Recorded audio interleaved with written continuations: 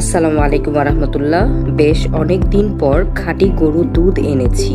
আমাদের পরিচিত একজনের গরুর ফার্ম আছে, তাদের কাছ থেকে নেয়া। আমাদের ঘরে সবাই সয়া দুধ খায়, তাই গরুর দুধটা সাধারণত কম আনা হয়।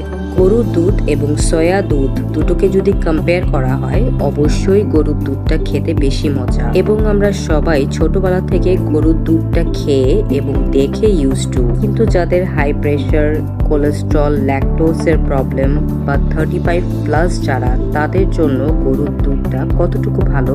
বাজারে স্কিমড মিল্ক পাওয়া যায়, যেটাতে গরুর দুধের তেলটা বাদ দিয়ে বিক্রি করা হয়। কিন্তু প্রশ্ন হলো, সেটাতে কতটুকু অ্যাডিটিভ বা প্রিজারভেটিভ ছাড়া হয়ে থাকে।